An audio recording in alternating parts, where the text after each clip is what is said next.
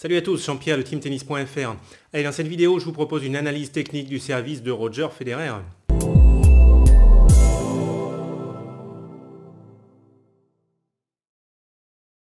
Allez, donc dans cette vidéo, on va voir la technique du service de Roger Federer.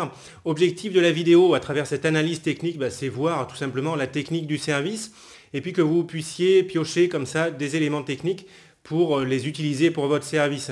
Dans le service de Federer, vous pouvez copier à peu près tout. Moi, je ferai juste attention au fait qu'il se tourne vraiment beaucoup quand il prépare.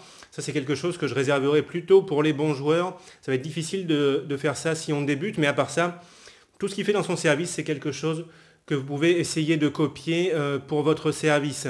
J'ai fait aussi un article qui reprend toute l'analyse comme ça technique de son service.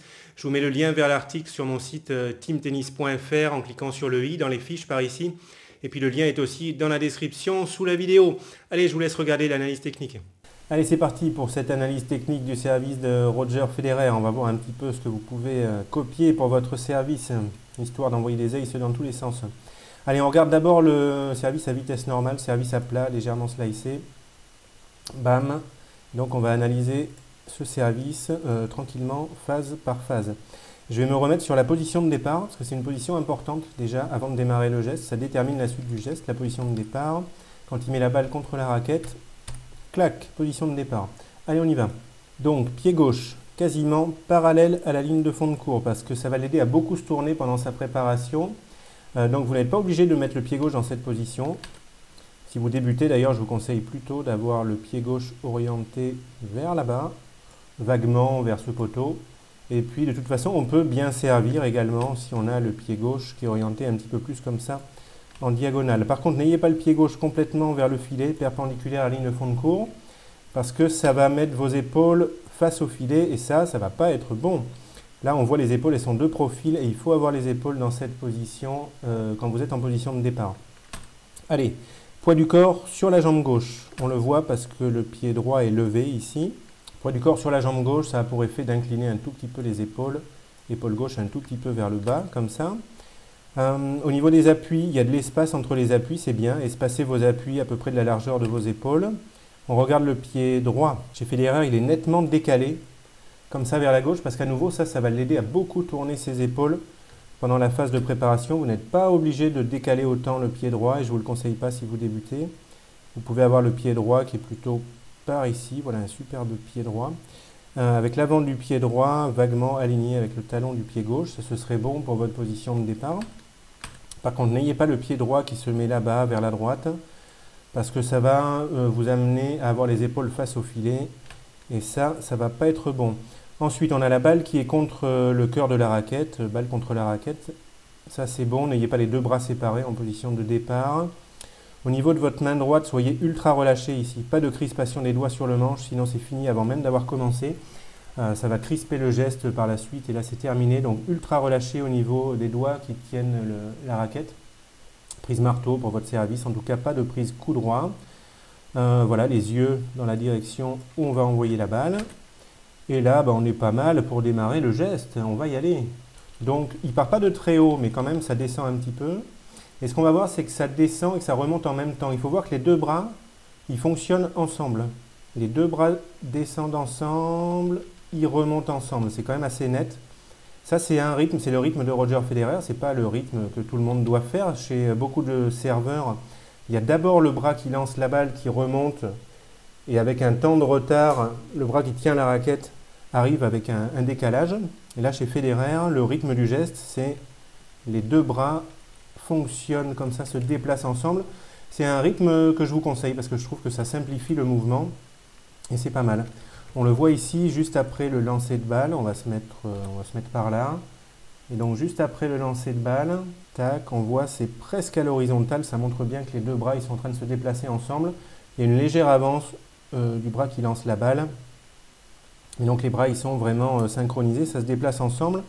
Ça c'est quelque chose que je vous conseille. Alors, on va se focaliser un petit peu sur le lancer de balle, sur le bras qui lance la balle.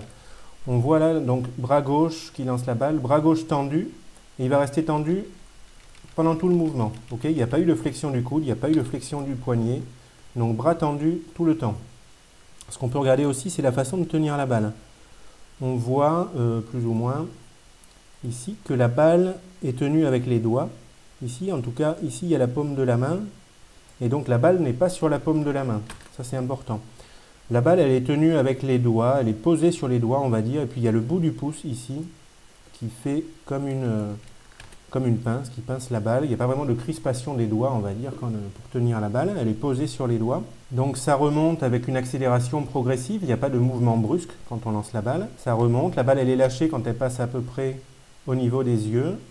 La main elle est dans une position neutre. Pour certains joueurs, là on a la paume de la main qui est orientée vers le ciel avec une flexion du poignet. Là, ce n'est pas le cas. On voit que la paume de la main, elle est orientée vers nous.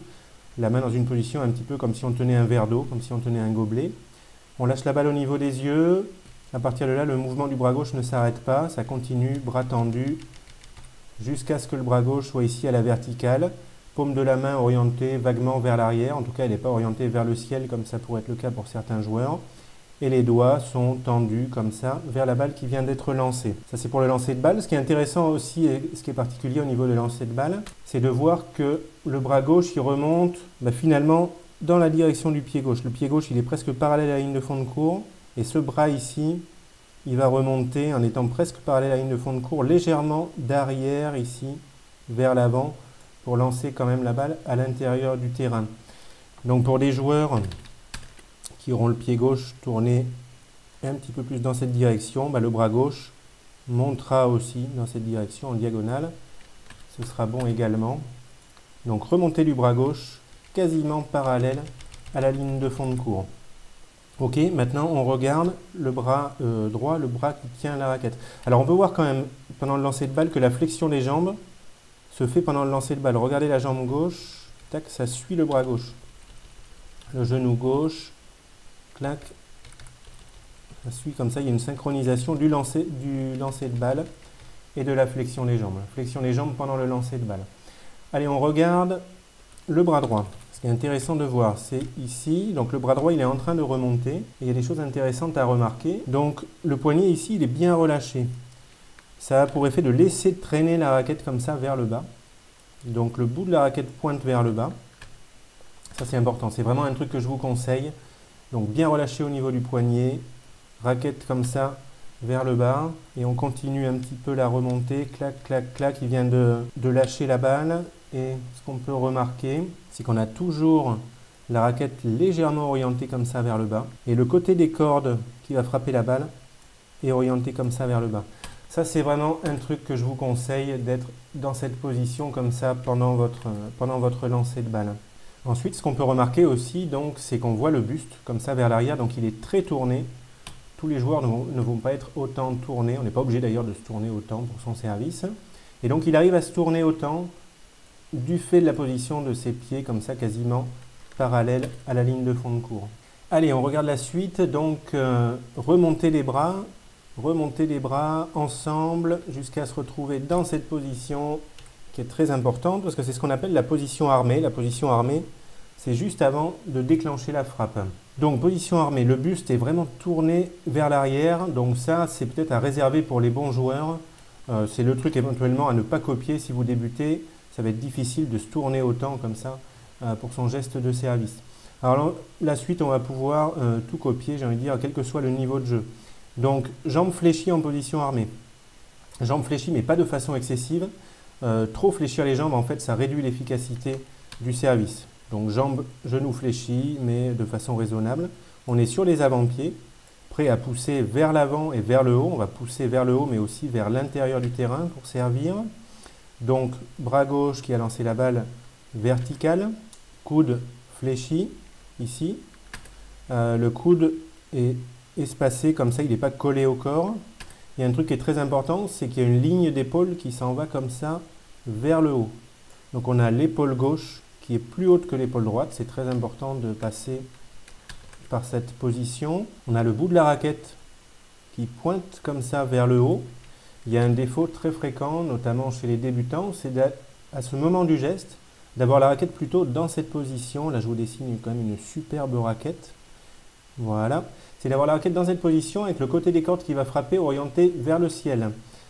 Et en plus avec en général une prise coup droit.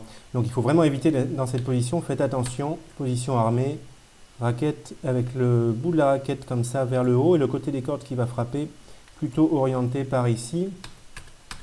Ça c'est important, les yeux sur la balle. Et donc là, ça nous donne une très belle position armée. Donc la position armée, c'est un moment du geste en fait où le geste ralentit. Il ne faut pas marquer de pause à ce moment-là, il ne faut pas arrêter son geste, il ne faut pas se crisper. Mais le geste, il ralentit un maximum avant de réaccélérer par la suite, avant de déclencher la frappe. Donc juste après la position armée, il y a un mouvement qu'on appelle la boucle, parce que la raquette va décrire un trajet qui ressemble un petit peu à la forme d'une boucle. Et on va regarder ça. Donc suite du mouvement, il y a plusieurs choses qui vont se passer en même temps. Il y a extension des jambes, rotation des hanches, rotation des épaules. Donc ça va revenir clac, dans ce sens-là au niveau des hanches, au niveau des épaules. Donc extension, rotation des hanches, rotation des épaules. Et en même temps, donc la raquette se met dans cette position un petit peu à l'envers avec le bout qui pointe comme ça vers le sol. Donc l'objectif c'est de passer par un moment donc, dans votre geste où vous êtes avec la raquette à l'envers qui pointe comme ça vers le sol. Il y a de l'espace ici, ok, la raquette elle n'est pas collée au dos, il y a de l'espace. Et puis la raquette elle passe assez bas, regardez le niveau, donc elle descend assez bas, ça montre qu'il y a de l'amplitude, ça va aider tout ça à avoir de la puissance. Donc il ne faut pas faire exprès de se retrouver dans cette position. Il ne faut pas se contracter musculairement, faire exprès de se mettre dans cette position, sinon ça va vous donner un mauvais geste. On se retrouve dans cette position par l'effet, on va dire, d'autres choses qui se passent au niveau du mouvement. La raquette elle se retrouve dans cette position parce que vous êtes relâché au niveau du poignet, du bras, de l'épaule. La raquette elle se retrouve dans cette position parce que vous passez en extension et parce que vous tournez sur vous-même. Donc soyez très relâché et ne faites pas exprès de mettre la raquette dans cette position. Finalement, ça doit arriver un petit peu tout seul sans le faire exprès. Voilà, donc là, on va dire on est au milieu de la boucle. Et donc, on va voir la suite du geste. Donc, les hanches, les épaules vont continuer à tourner pour revenir face au filet. Et on va s'arrêter ici parce que là, c'est intéressant. Il y a des choses à voir. Donc, on est vraiment juste avant l'impact. Et ce qui est intéressant de voir, c'est que la raquette est dans une position comme si on allait frapper la balle avec la tranche de la raquette. C'est la tranche de la raquette qui dirige le mouvement, on va dire. Donc ça, c'est important. C'est parce qu'il est en prise marteau. Et c'est intéressant d'être dans cette position. Corps en extension, les pieds décollent du sol. Le bras gauche est redescendu. Il s'est replié et la main est à peu près au niveau du ventre. La main gauche, elle ne se sauve pas dans cette direction parce que ça ferait tourner les épaules trop rapidement comme ça pour ramener face au filet. Ok, on voit la suite du geste, on va essayer de se mettre sur la frappe. Donc là, on est juste avant la frappe, les cordes se redressent, bam, et là, je suis juste avant l'impact. On va garder, on va se caler à ce moment-là. Bon, au moment de l'impact, il aurait été ici, vraiment à l'aplomb de l'épaule droite, parce qu'il sert à plat, légèrement slicé. Pour un service lifté, la frappe, elle aurait eu lieu ici, plus vers la gauche, on va dire. Ok, frappe, bras tendu, ça c'est important. Donc main gauche ici au niveau du ventre. Très important aussi, il y a eu une inversion de la ligne des épaules. Maintenant c'est l'épaule droite ici qui est au-dessus de l'épaule gauche alors que c'était l'inverse pendant la position armée. Il se grandit, il y a une méga extension, là vraiment les pieds ont décollé du sol. Il cherche à se grandir et c'est pour ça que cette épaule passe ici au-dessus pour aller essayer de chercher la balle le plus haut possible. Donc ça, c'est le moment de l'impact. Le corps n'est pas encore revenu complètement face au filet. Il est encore en train de faire sa rotation des épaules dans ce sens-là. Donc alors pour l'impact, il a ramené les cordes derrière la balle. Donc il y a eu un mouvement de l'avant-bras, ça s'appelle la pronation. L'avant-bras a tourné pour ramener les cordes bien derrière la balle. Et ce qu'on va voir, c'est que juste après l'impact, ce mouvement, il continue. Clac. Ça, c'est vraiment intéressant, cette position. Parce qu'on voit que le côté des cordes qui a frappé la balle ici est orienté là-bas vers la droite. Parce que le mouvement de rotation dans ce sens-là de l'avant-bras et puis de l'épaule continue à se faire, la pronation elle continue à se faire après l'impact. Ce qui est intéressant de voir également, c'est que la raquette et le bras ils sont envoyés plutôt dans cette direction vers la droite. Ok, on ne cherche pas à envoyer la raquette ici vers l'avant ou à l'envoyer rapidement vers la gauche et à la ramener rapidement à gauche. Ok, on lance la raquette finalement et le bras dans cette direction vers la droite. C'est important de voir que le mouvement il se fait comme ça. Et là, on va voir la suite. Juste après, ça continue. On voit que ça part toujours vers la droite. Le bras, il est vraiment à droite et la raquette aussi. Ça, c'est le côté des cordes qui a frappé la balle, donc orienté vers la droite parce que la pronation a continué. On cherche à envoyer le bout de la raquette comme ça vers le bas parce que c'est relâché au niveau du poignet, relâché au niveau du bras.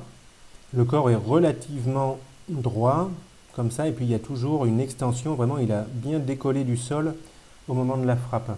On va voir la suite du geste, ça va être la fin du geste. Là, la raquette va commencer à revenir vers la gauche. Donc finalement, la raquette, en fin de geste, elle fait un mouvement plutôt de la droite comme ça vers la gauche, mais là, ça se fait tout seul, c'est par le relâchement.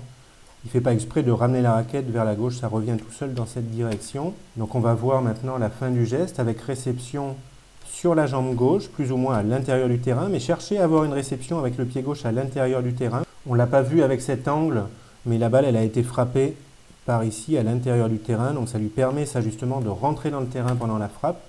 Donc réception sur le pied gauche, raquette sur la gauche. Maintenant le bras gauche, il peut se placer à gauche, vraiment en toute fin de geste. Et le geste du service ne s'arrête pas là. Il faut bien voir que ça continue jusqu'à ce qu'il y ait réception sur la jambe droite. Clac, par ici.